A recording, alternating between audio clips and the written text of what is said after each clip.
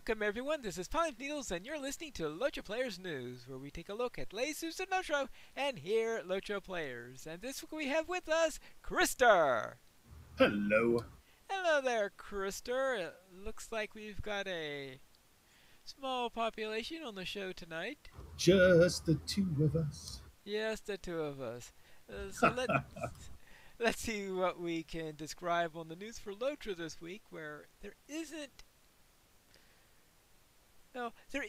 isn't much news. There's only one real article this week, and that's a Q&A event, but perhaps we will have some nice discussion points out of this, because Sevlin held a Q&A session over during the Friday noon streaming slot, which is still in a little bit of a hiatus, but every once in a while they do come up with an interview there so that we could find out what's happening over at Lotro. And this time around, Sevlin was answering various questions from the community. And let us begin by saying that Sevlin is planning on heading out to Germany soon for DevCon, and some of the items are not going to be revealed, that they're really trying to hold it until August 22nd at DevCon. Thus, Hmm. didn't have any juicy tidbits here, because they're all being saved for then, and he had to apologize for that, because in some ways he really wants to say something, but he can't yet. No, not yet. He promised there'll be a scoop on DevCon, and unfortunately Well, that's not too far away, I that's guess. not too far away. But anyway, that's when they'll have details about where we are going in the fall. So we'd like to hear. Now, when he says fall, I wasn't sure whether that was update 34 is what he meant by fall, or if he meant for update 35, when, because update 34, we'll get around to, is going to be lower level stuff. I know, another lower level zone there, but he promised.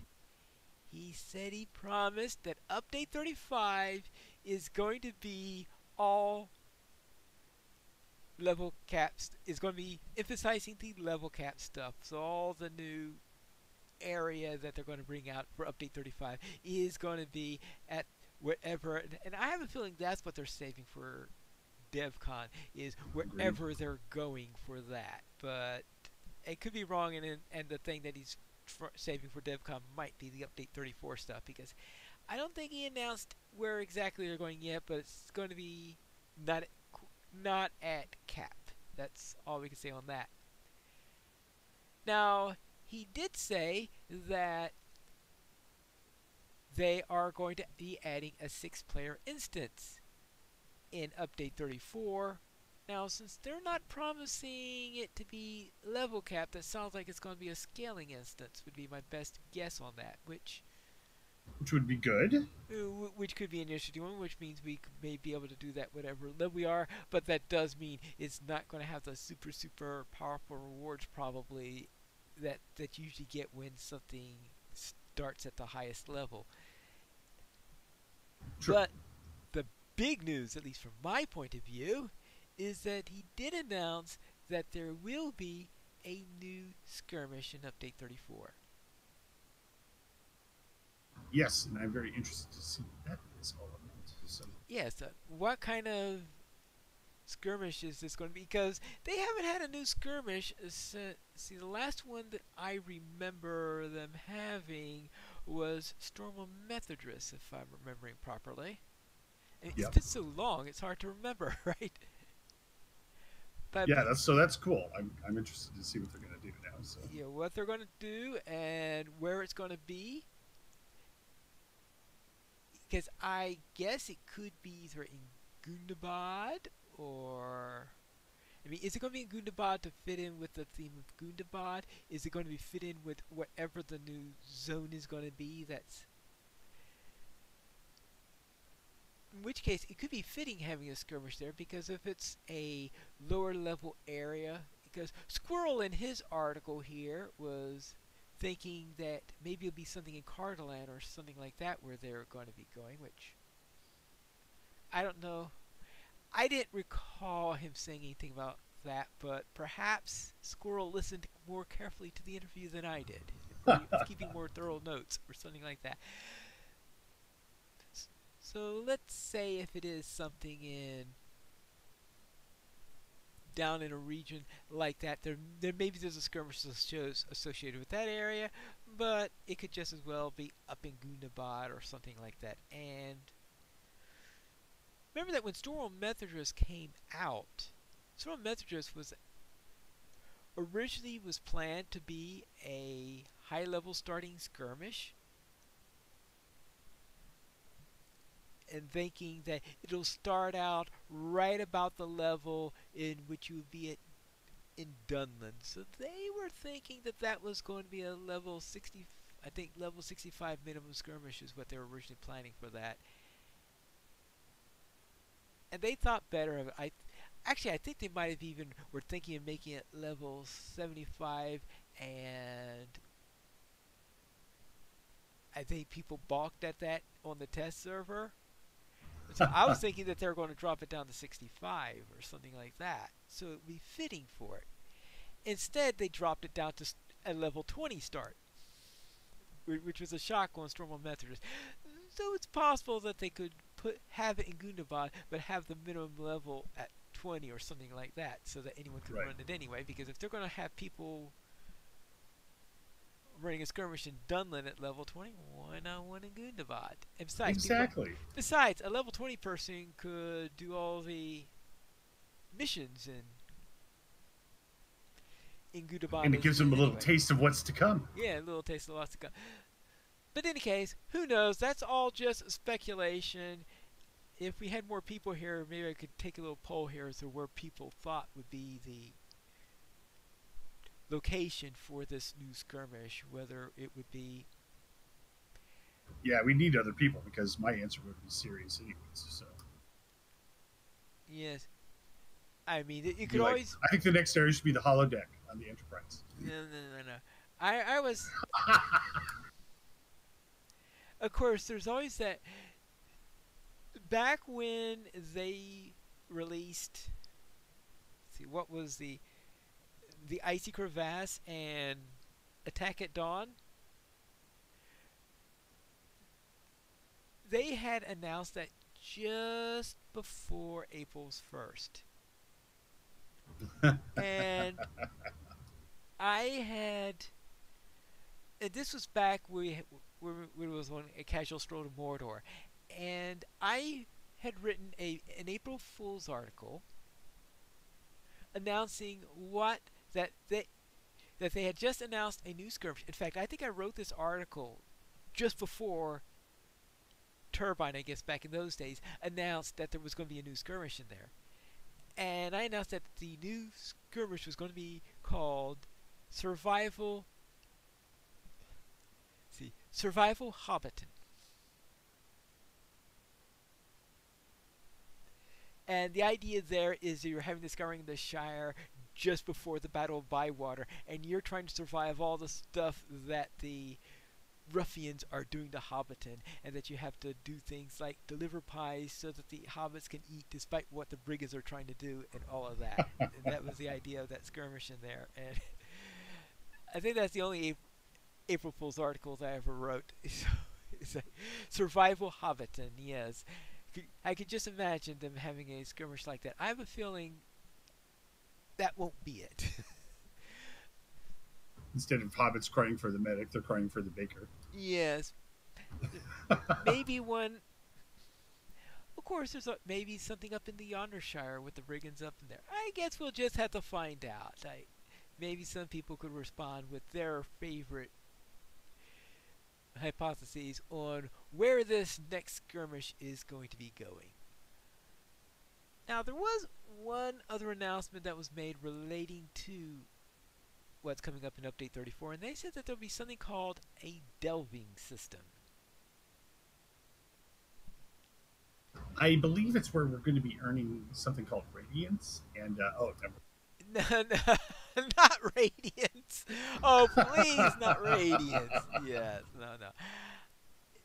I don't think it's that, but they're saying it's a way in which you can have extra difficulty. You can add extra difficulty to missions that you're doing in return for additional rewards. Interesting. Okay. Now, it started by placing something called a delving stone onto a pedestal, and that this will create extra twists for the mission, and these extra twists, of course, will make it more difficult. Now, for those who aren't familiar with missions, each mission that you undertake has something that's called a twist associated with it, and that's something that is a little bit more than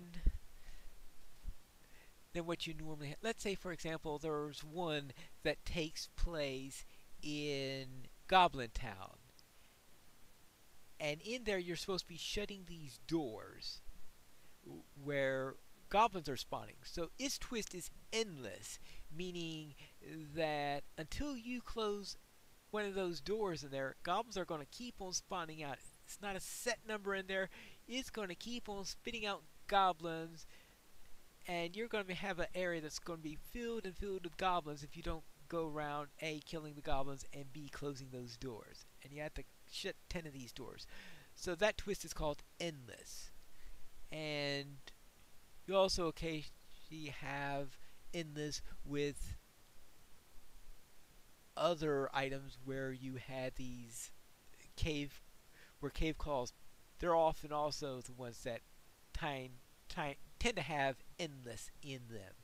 So that's one type in there. Another type is that corruptions will have them, or that stupid freezing cold buff, debuff Oh, great. that you can get. Yes. So those are examples of twists that I have seen in missions. So I'm going to guess that it's going to add extras of these, and it could be that there could be even nastier twists than the ones that you normally get in missions. We don't know yet, but it says it looks like it's going to be working on the twist system when they do that, and you have to put these on there, and you get extra rewards at the end.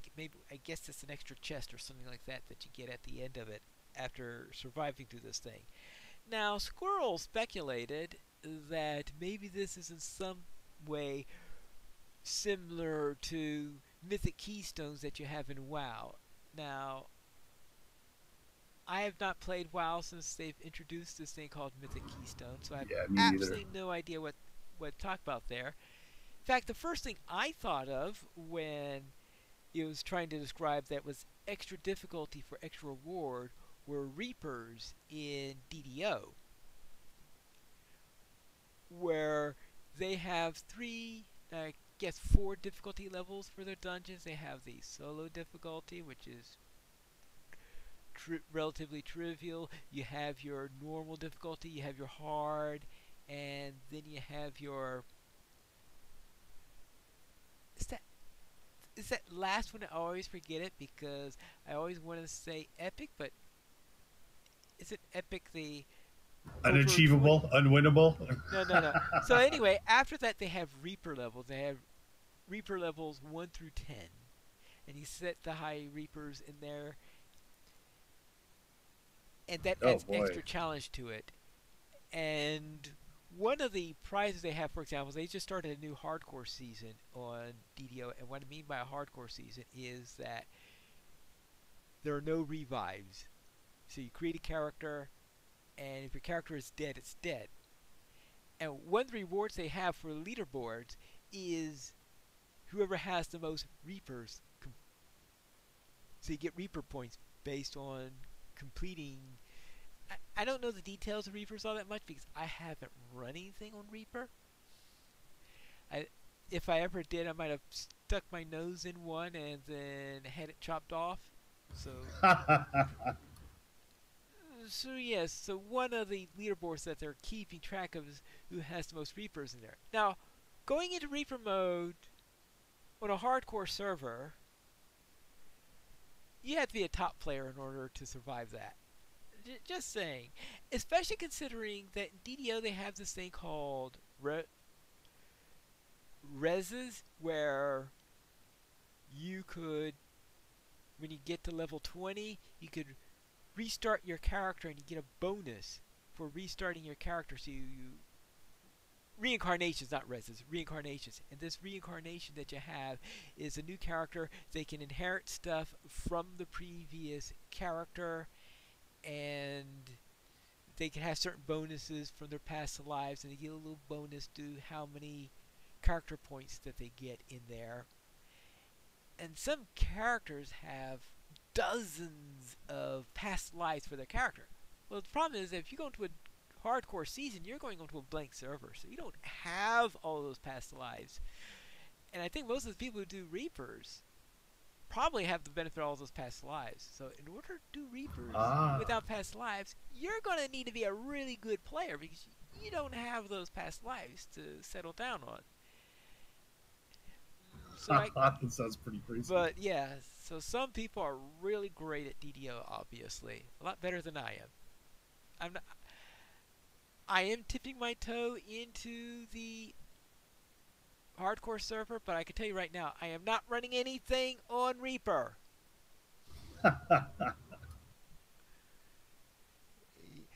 Anyway, the Untitled is that that's what this delving system reminds me of. If it's make something more difficult in order to get a little extra reward in here. I don't know. I guess we'll have to find out later on eventually what this is going to be when that starts to come out. Because right now, they're not saying too much on it. I guess they're going to go more into details on what it is on August 22nd. 22nd most likely. So I guess we'll have to find out. Now, servers. They were talking quite a bit about lag on servers and the difficulties that they have on there. And one of the points that they're making is that the larger a group is, it's not just it's not a linear increase of potential lag created by the group. It is an exponential increase in it. And this is probably one of the reasons why they said there are not going to be any new raids in Update 34. Maybe in Update 35, but definitely not in Update 34. Because right now they're trying to find ways of reducing lag, and the last thing they want to do is to encourage people to have more raids at the moment. And it is and apparently, if you have lag created in your raid group, it not only affects the raid, but also everyone on the subserver where the people in that raid are being placed.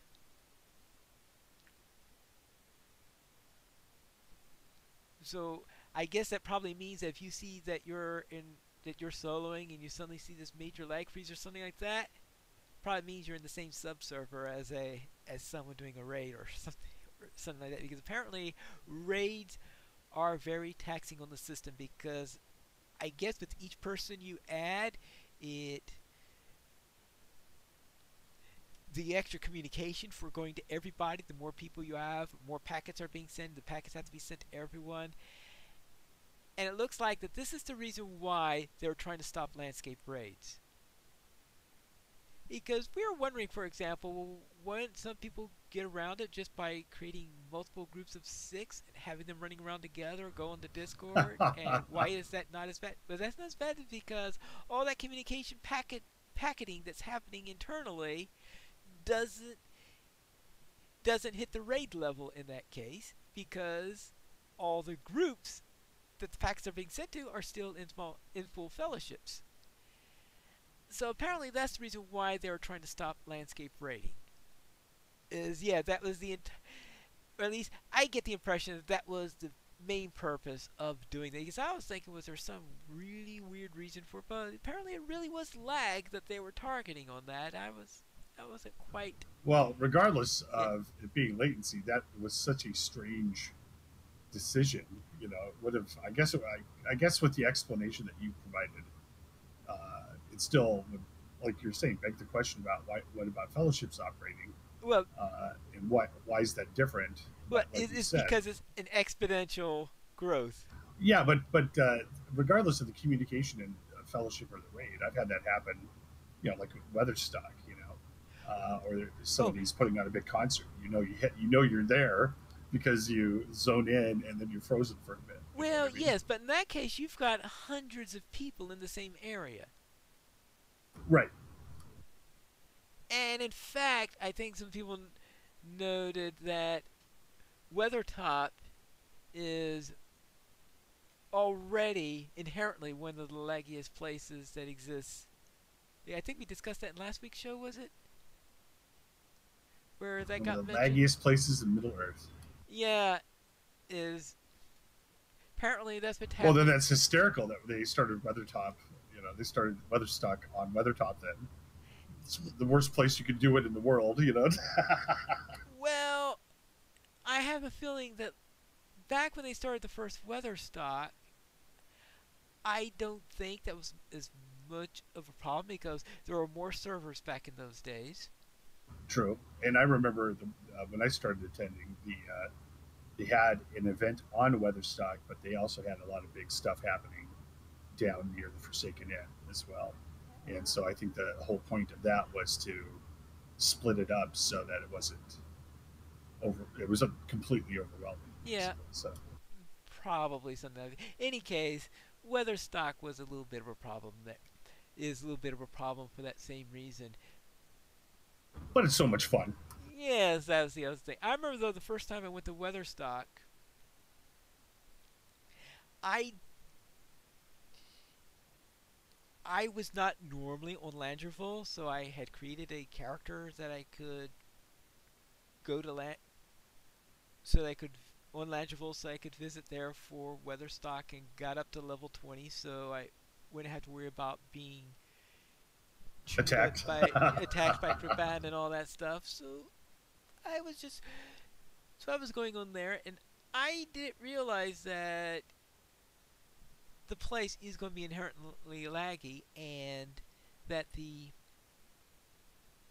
that you're supposed to turn down your graphics. Did you like ride your mount up there and then lag off or something? Or No, no, no, no. I think I got it there early so that I didn't anything like this. But the problem is that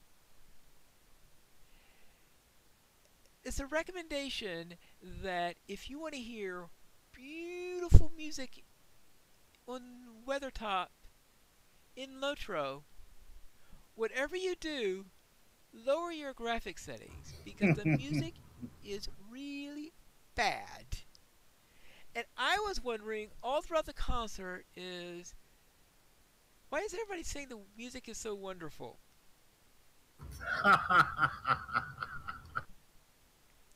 And because I had never heard the music system before in Lotro. That was actually my first experience actually hearing the music system. So this was Oh, even that's worse. too bad. I was just thinking that this is the best the music system can do. But what happened is that at the end of Weatherstock, and back in that time, they had this battle of the bands where they have each of the bands go around in a circle in Weathertop, and you can go to an individual area for each one of these, and you could hear the band playing off on that.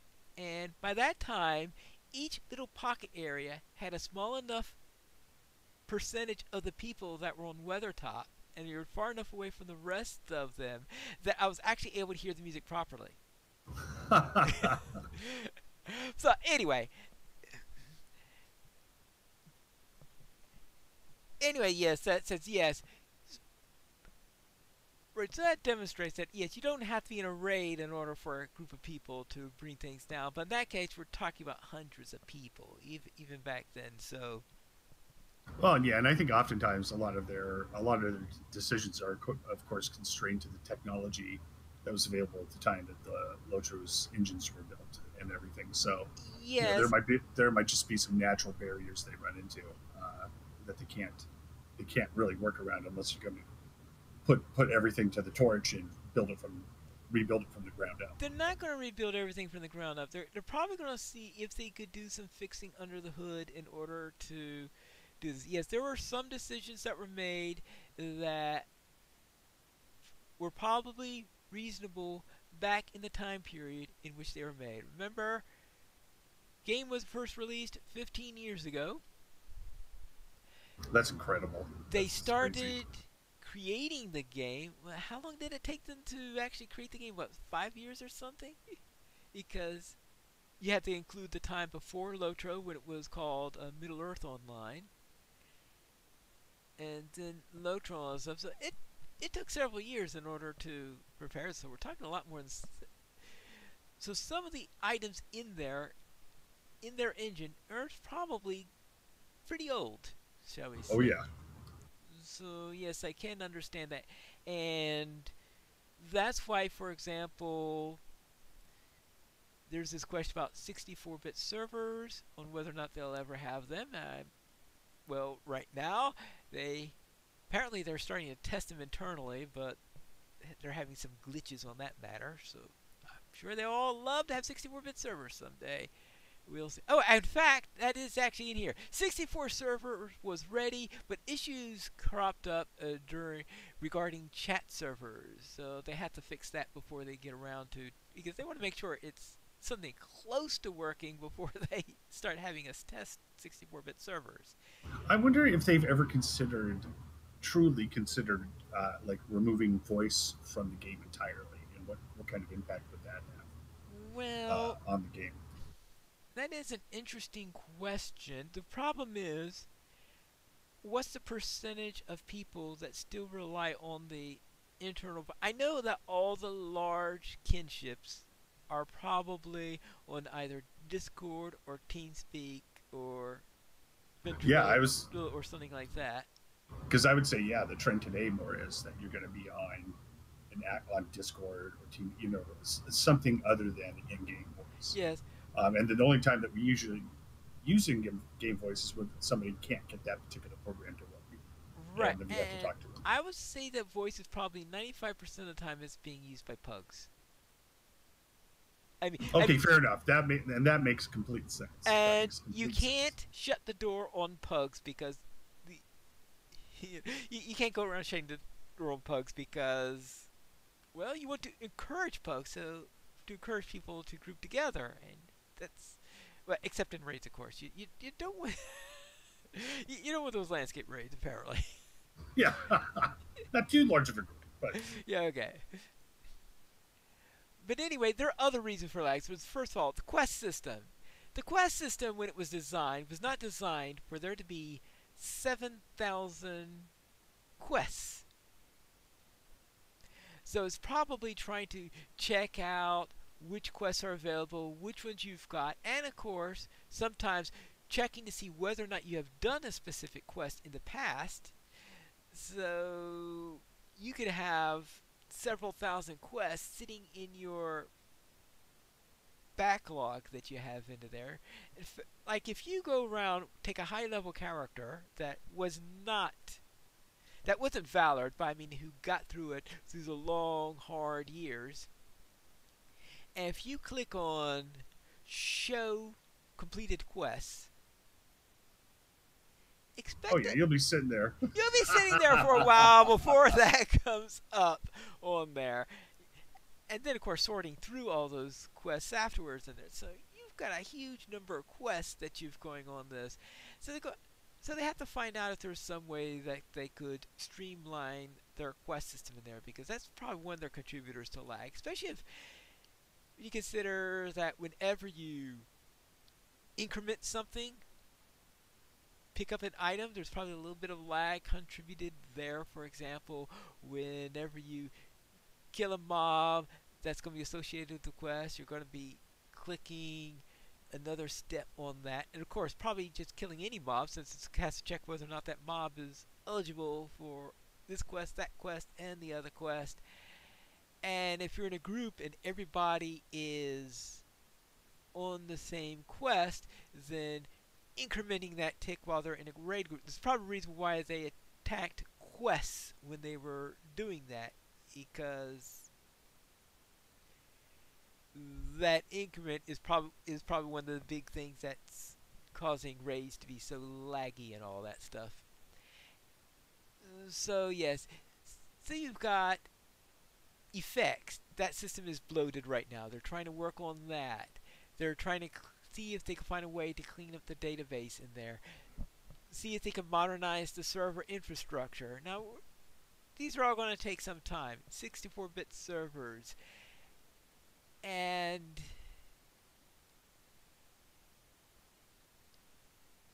let's see. So you see all sorts of things that you have in there that are affected by it. Now, some people ask, well, can we get ray tracing? Hmm. You could imagine what his answer was based on what I've just said. Well, let's see. 15 years ago, because I have a friend that was really into ray tracing. I think 15 years ago, it took him probably 24 to 72 hours to render a single frame in his ray traces on his home computer. And nowadays, of course, you have the RTXs that can do it in real time. But yeah, it's just to tell them to make that leap. You know, could you take your wooden ship and equip warp drive to it, please? So yeah, I would imagine the answer was negative. Well, he said that. Well, first of all, he said that it will add to the lag to probably at least to local lag for the person who has the ray tracing. So until they've taken care of all these other sources of lag, you're probably not going to get much out of ray tracing. First off, and second of all, That's a bell and the whistle. You know, that's yeah, and the second thing is that because you've got ray is that there's probably only a small percentage of the population who has a system that's beefy enough in order to handle ray tracing in the first place. yeah. So between those two things, it's not currently a priority. If we have a situation where absolutely nobody was complaining about any sort of lag, then maybe they could start looking into ray tracing. I know. Good luck on that. And also, he several instances of the opinion that right now most of the lag is probably coming from the packaging, from the graphics, and all of that stuff, Yeah. and that the any lag that's contributed by being in Europe instead of in the United States is probably small compared to that. So he's not considering right now a move across Europe, adding servers into Europe as a means in order to help against the lag on the European servers, because he thinks it's not going to help as much as some people think. Well, that's kind of what you hope. You hope that maybe the because I would think that it was the graphics as well, and so if they can find ways to streamline that, you know, without making bizarre Yeah. gameplay decisions, that would Yeah. that would be excellent. And one of the things I can remember is I don't recall there being much in the way of lag back before the consolidation of the servers when there were European servers. No, I yeah, don't yeah. recall there being too much lag on Laurelin when I played on it. So, but of course, I probably usually played on Laurelin during their off hours, since they're probably half the server was half the server population was probably asleep whenever I played on there. So that might have been also a contributing factor on the difference there. Well, Nah, Landra, I just remember, you know, for the longest time, lag was just simply not something that was not what people were talking about, you know, and so it's been kind of interesting. And then the trend, I think you've probably heard people or had it happen yourself, is where people get their machines updated, and it seems like the more current a machine is, the poor Lotro potentially runs on it, which is weird. So Well, that's probably because you're boosting up your graphics to take advantage of all those things in there. So you might have everything set on ultra high. true, change it, and you've And changed your experience greatly as and a result of changes your that. experience. And you see these wonderful, beautiful graphics all over the place. I know for sure right now is I play on very high right now, and And of getting course you have the high me, res texture packs, yeah, right? So and getting me to throttle back on that to go to anything lower than that would I'm not too. I really can't do that, and I think I might have gone as low as high for Minas Tirith back when Minas Tirith would regularly crash. If you, this was back in the days of the last days of the 32-bit clients before the 64-bit came out, and the 32-bit client just could not handle Minas Tirith. yeah. But anyway, so yes, that's what it seems like to me. But I'm sure we get 100 letters telling why I am completely wrong on everything I just said. So now let's go to the next little item in here, and there was a little note concerning a little statement that was issued, actually not by Standing Stone Games, not by Daybreak,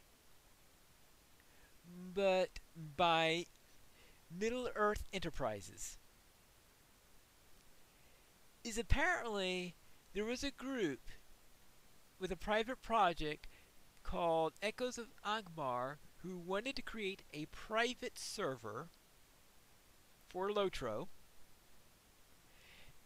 I think they were calling Echoes of Angmar because they wanted to resurrect the game from the good old days back in the earliest days of the game.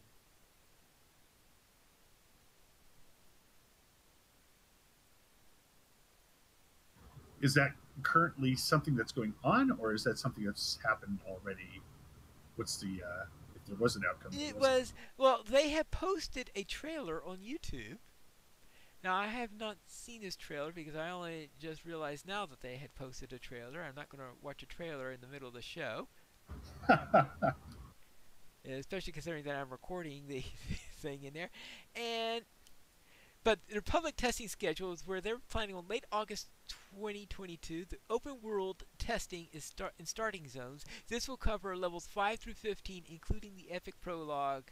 Short test focus on server performance and load. In early September 2022, Archit and Thorn's Gate public instances, Assault on Archit and Stormgrim's Tomb instances, transition to the open world enabled test of the game system, and then mid to late September 2022, new players intro instances, complete new player experience starting with the intro all the way up to Epic Book 1 in Breland, the Shire, and Ered Luin fully opened. And then they were thinking that maybe they could have beta as early as November 22. So anyway, this was the schedule that they were going, and they had this big announcement trailer and all this stuff. And Middle Earth Enterprises says, "No, you can't do that." There is this whole thing about licensing issues. Yeah. In fact, I suspect that if Middle Earth Enterprise didn't issue a cease and desist order, then Middle Earth Enterprise might in some way be in danger of losing their rights into it. And if Middle Earth Enterprises loses their rights to it, the whole you would have this big echo in there to it, because I don't know enough about the rights on the exact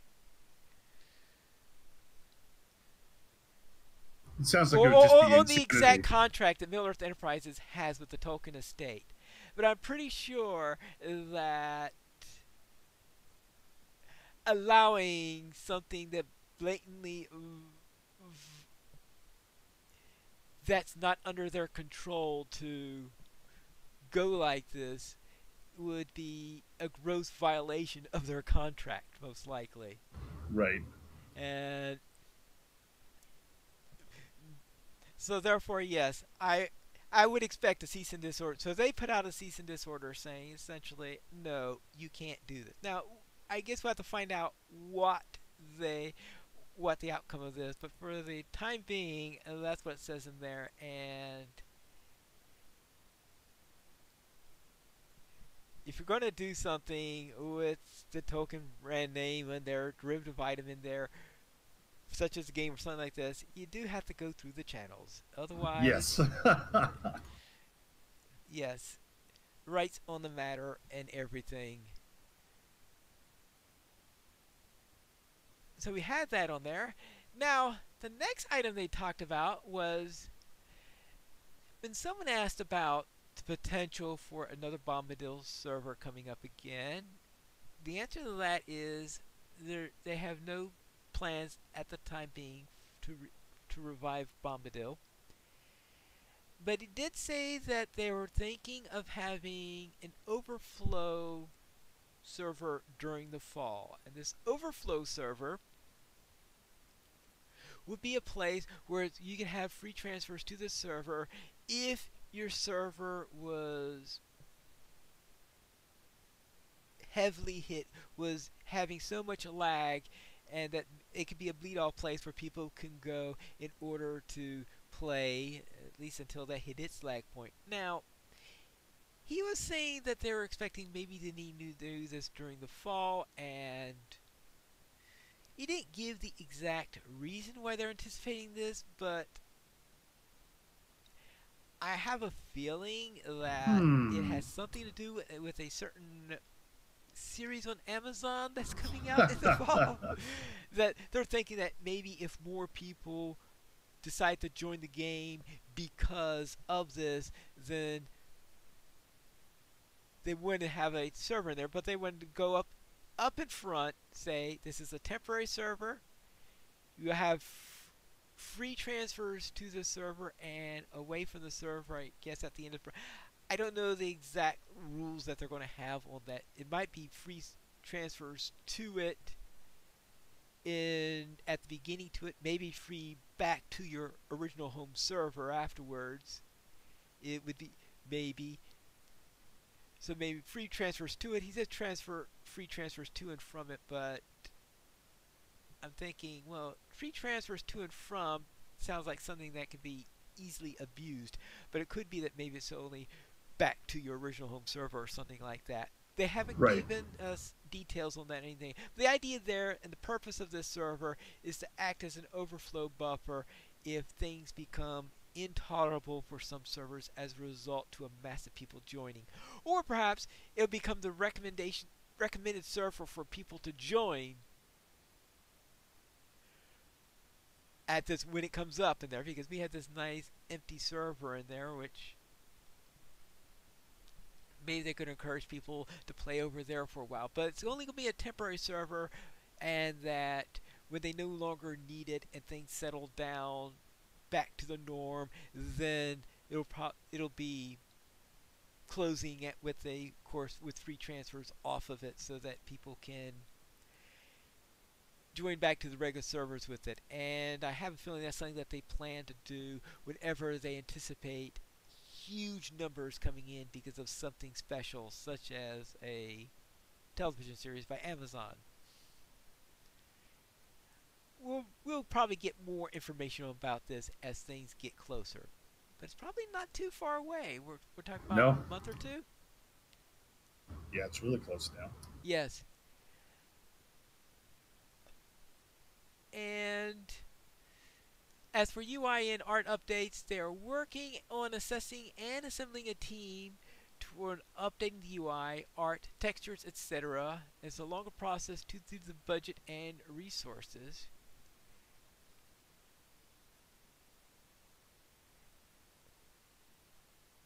And then there was also a small reply on PvP, and that he basically said that it would probably be better to bring Orion and have his own Q&A session to answer questions on PvP, because He's the real expert on what's going on there, and he just doesn't want to say something that everyone will commit to say. Well, but Severlin said this. Oh, when apparently he's delegated the PvP stuff to Orion's hands in order to take care of that. Now, he also had some other little things to note on there because people were asking about carryalls. Could we get larger carryalls? And apparently they didn't have any plans for that, but I think they did put into his mind that maybe there's going to be demand enough in order to consider this. So he'll put that on the things to be considered list at least. People were asking about how about adding golf as a hobby?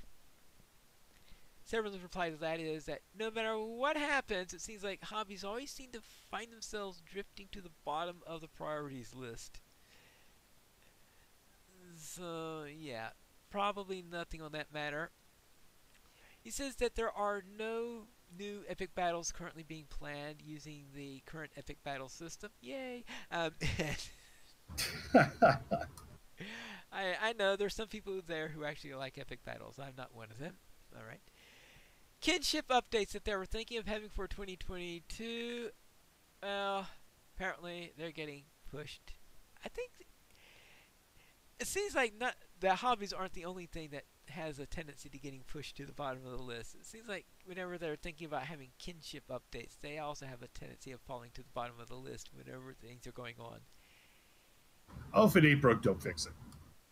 Now, apparently that they are having some sort of human character creation options that they are thinking of. I'm not quite sure what this means. I didn't quite catch it, and all I have are a few words by Squirrel on his thing in here. But it looks like they're thinking of having some additional options for human characters. And they're going to do human characters first, and then they'll consider what the reception is on those and how well that works out. Then they could look to other races for the same thing. Huh. Okay. And of course, as we know that Gundam is arriving to Honor, based on the dates I've been hearing, that's going to be happening next week. And of course, Honor will be shutting down at the end of August. That it's clear that it's going to be rather tough to get to 140 before the server shuts down. I know some people are going to achieve it, but that's an entirely different matter. And since it's unlikely that most people will have a fair opportunity in order to reach 140, there probably aren't going to be any 140 rewards. Dumb. Because all the previous level caps in there was a reward for getting a character to that level cap. But having something that's exclusive to reaching the level cap with only 20 days to be able to do it, he doesn't think it would be fair to have such a small population to have access to that. So probably won't be any rewards of that type. Now, maybe there will be some small reward for being on Honor at the end or something like that. Perhaps maybe I played on Honor and all I got was this lousy vest. This lousy Matham armor. This lousy Matham armor or this... Yes, this... Yeah, you get the idea there. So, we'll have to see one there, but most likely there won't be any special rewards of that type. At least not for reaching 140. There might be a farewell gift or something like that. He didn't hint that, but I'm just speculating on that.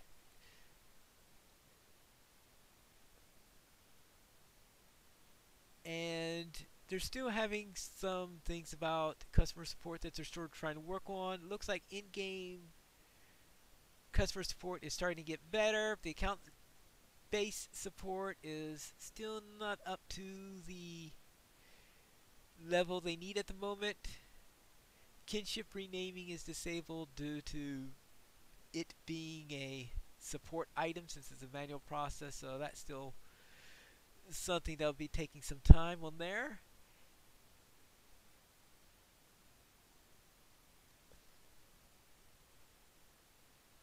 So we'll have to see on that. And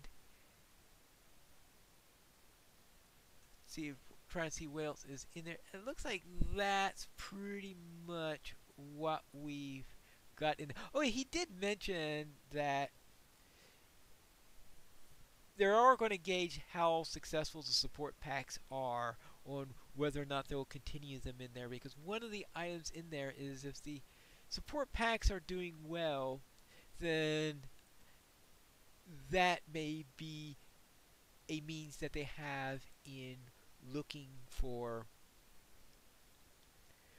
as one of their revenue systems in here, especially considering all the free content they opened up, that maybe if the support packs do well, then they don't have to worry about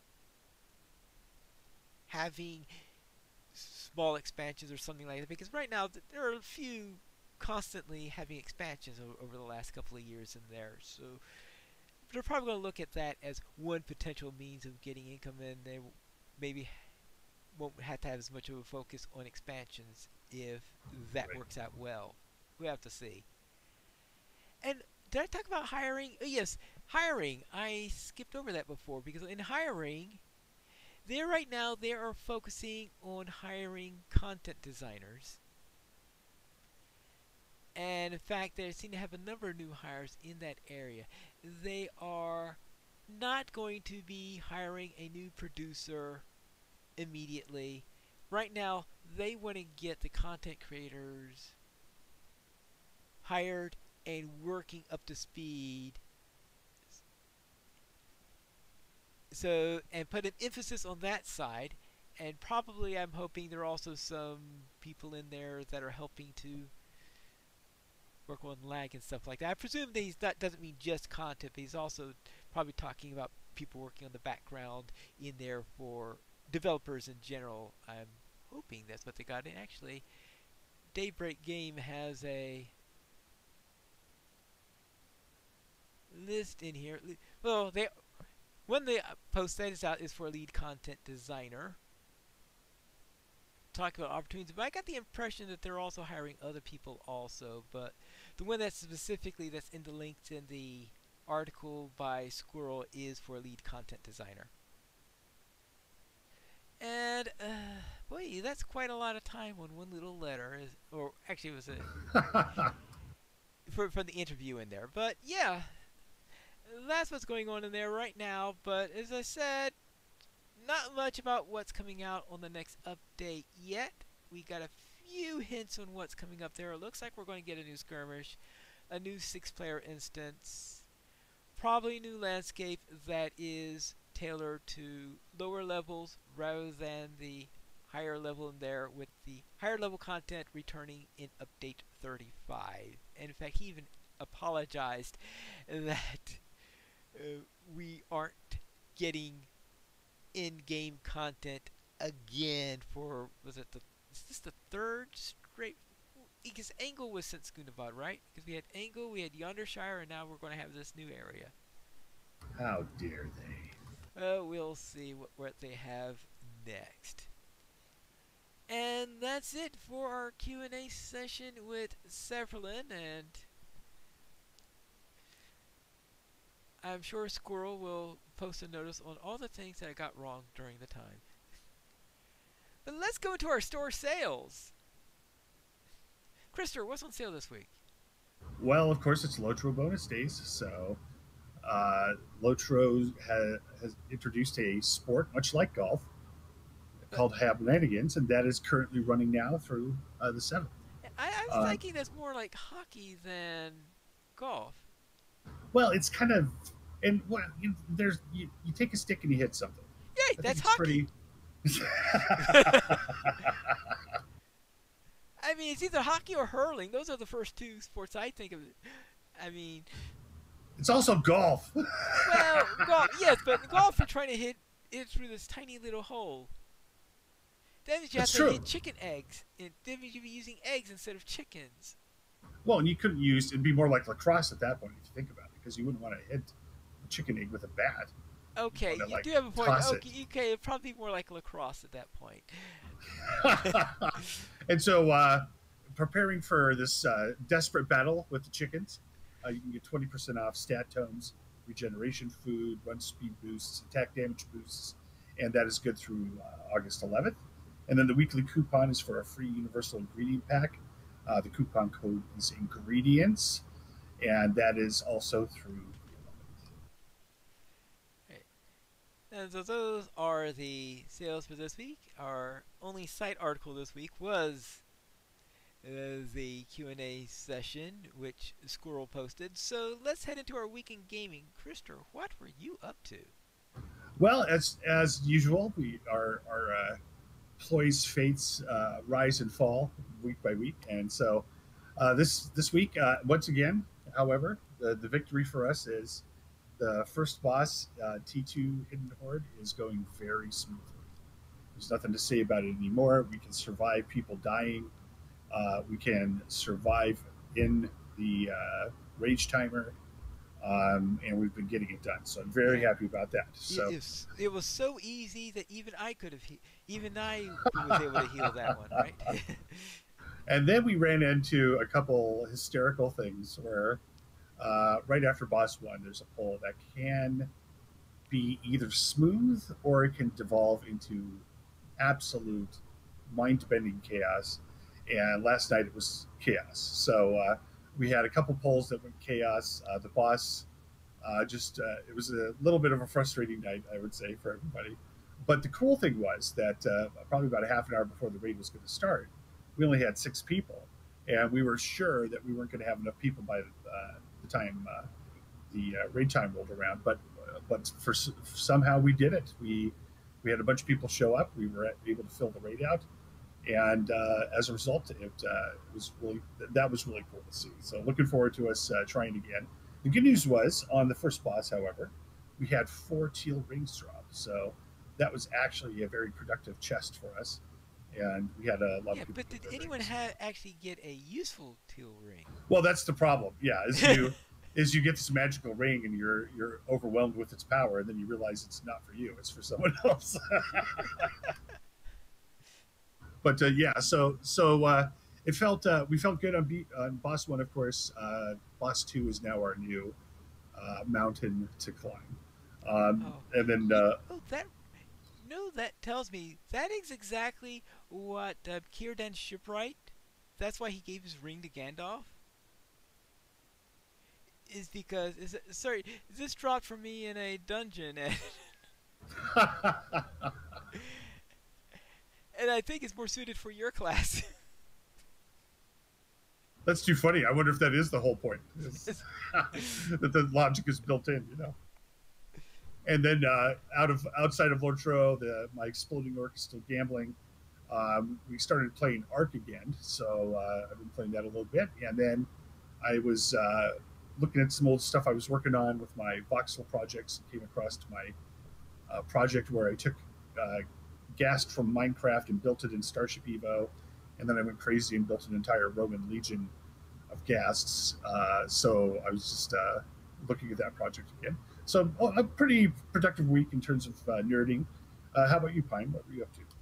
I'll begin with my Crick Hollow brawler, who started questing in Hootbold.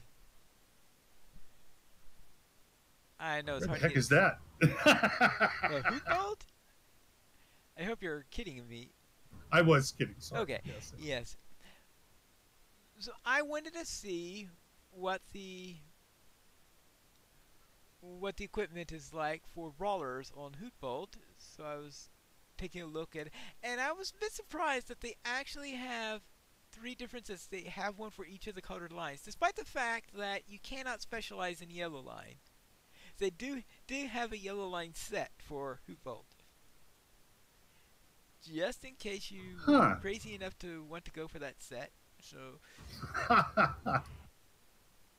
So I was looking at that, and I was starting to get. I've managed to get ally with,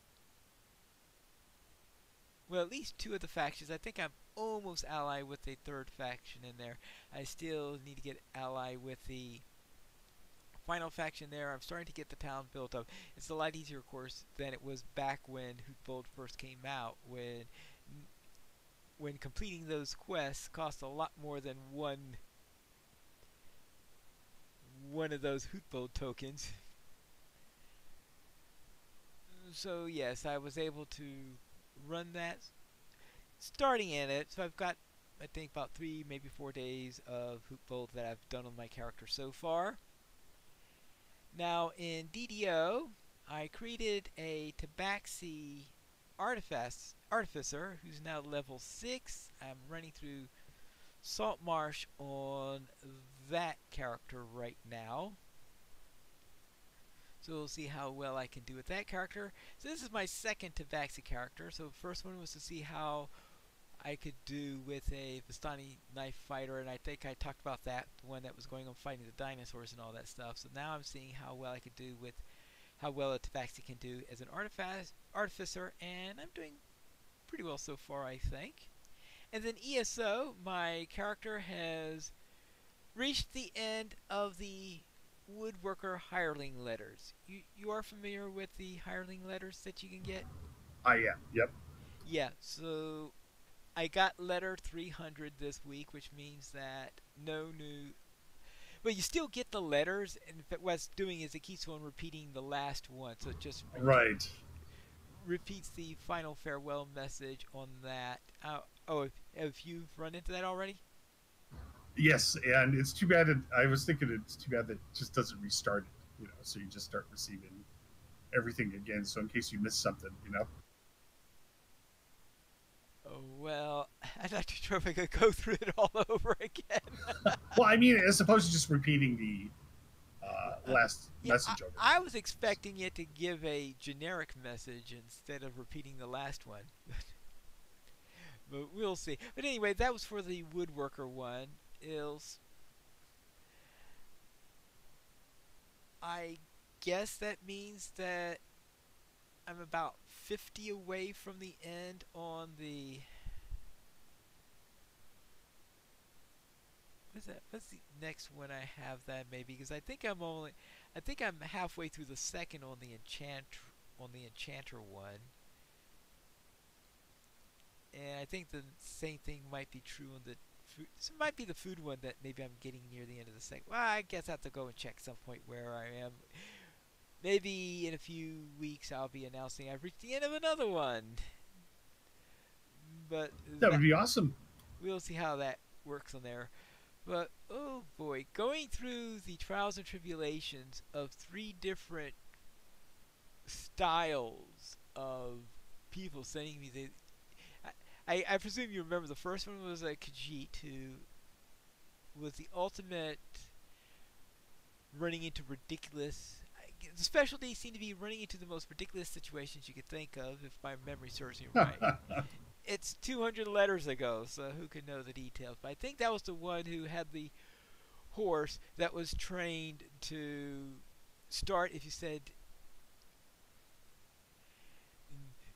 thank the divines or something like that, and he accidentally said that after he got the horse to stop right at the foot of a cliff and right at the top of a cliff. So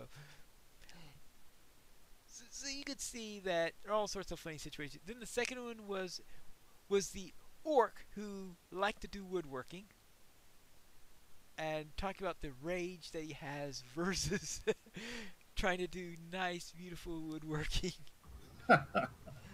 And then we've had the hireling. Oh, that's right, the wood elf. The wood elf woodworker. Or not? No, no. He wasn't a. No, it wasn't a woodworker. It was someone who collected wood as a hireling for a woodworker, meaning us, and it was a follower of the Green Pact. So it's like, oh, that's ridiculous. So yes, they always have some of those strange ones that we had in there. So we'll see how that goes. But let's head into our Patreon thing, because if you would like to join our illustrious rate of players that support Lotro players, you can go to the donation page. You can support the Players Alliance on Patreon. Your money would be used for our podcast hosting, website hosting, and to pay for our live shows. We do not have any emails, so But if you like Sims 1, you can send it to podcast@loachplayers.com. You also follow us on Twitter at Players Alliance at Players Alliance, Loach Players at Loach Players, Arendis at Arendis, Pineleaf at Pineleaf Needles, Senswinda at Senswinda, Terry Edwin at Terry Edwin, Guarendis at Guarendis, Calabathian at Calabathian, and Krister at Entropy Engine 1. The Players Alliance has two shows on Saturdays at 8:30 p.m. US Eastern Time. We generally record live Locha Players news. Unfortunately, this week's episode, we did not have that luxury. Hopefully, next week we'll be back to doing live recordings. And on Wednesday, DDO Players News will record when Drac is available. Though it's probably usually going to be Wednesdays at 7 p.m. US Eastern Time. And that is all for tonight. And this is Pilot Needles reminding you to skirmish responsibly and prepare for the new skirmish.